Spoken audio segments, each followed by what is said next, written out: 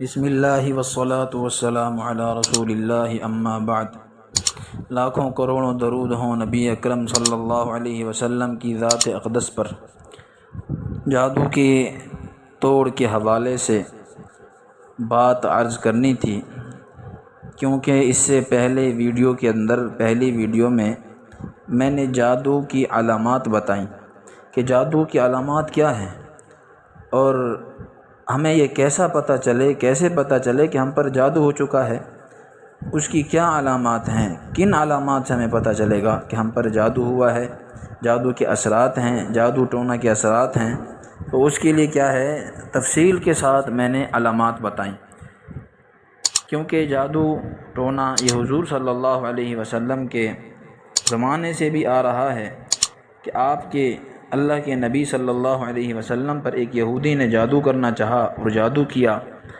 آپ صلی اللہ علیہ وسلم کی طبیعت میں کمزوری آ گئی، تو جب آپ صلی اللہ علیہ وسلم کے پاس اللہ پاک نے دو فرشتے بھیجے، خواب کے اندر آئے اور ایک دوسرے سے بات کرنے لگے، اللہ کے نبی آرام فرما ہیں، اور ایک فرشتے نے دوسرے سے کہا کہ اس آدمی پر کیا ہوا ہے، آپ کیا کہتے ہیں؟ تو دوسرے نے کہا کہ ان پر جادو ہوا ہے۔ تو پوچھا کس نے؟ تو انہوں نے بتایا کہ فلاں یہودی نے کیا ہے، اور فلاں کنویں کے اندر آپ صلی اللہ علیہ وسلم کی کنگھی مبارک اور آپ کے بال مبارک، منہ مبارک اس کے اندر گرہیں دی ہوئی ہیں، اور وہ اس کنویں میں دفن کیا ہوا ہے۔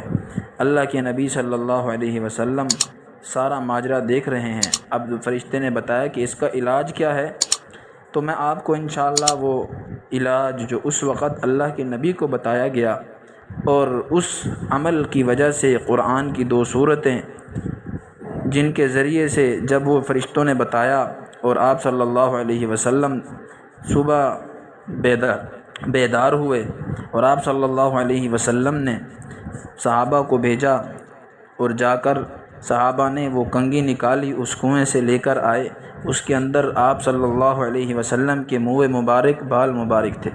تو جب آپ صلی اللہ علیہ وسلم نے وہ عمل کیا، اور وہ عمل کیا ہے کہ سورۃ الفلق اور سورۃ الناس یہ اس موقع پر نازل ہوئیں۔ یہ 2 سورتیں اللہ پاک نے فرشتوں کے ذریعے آپ صلی اللہ علیہ وسلم کو بتائیں، اور آپ صلی اللہ علیہ وسلم نے جب ان سورتوں کو پڑھا تو جیسے جیسے سورتیں پڑھتے رہے، ویسے ویسے وہ کنگھی کے اندر سے، جو کنگھی میں گرہیں تھیں بالوں سے دی ہوئی دھاگا، اور وہ گرہیں کھلتی رہیں۔ آپ صلی اللہ علیہ وسلم نے من الجنۃ والناس پڑھا، اور وہ مکمل گرہیں بھی کھلی، اور اس کے ساتھ آپ صلی اللہ علیہ وسلم کو آفاقہ ہوا، آپ کی صحت پہلے سے بہتر ہو گئی۔ تو اسی لیے دنیا کے اندر اس وقت بھی جادو کی دنیا میں جادو بہت عروج پر ہے، اور چاہے جس قسم کا جادو ہو، اللہ نے قرآن میں ایسی تاثیر رکھی ہے، اور خاص کر یہ 2 سورتیں جادو کے لیے بہت ہی مفید ہیں۔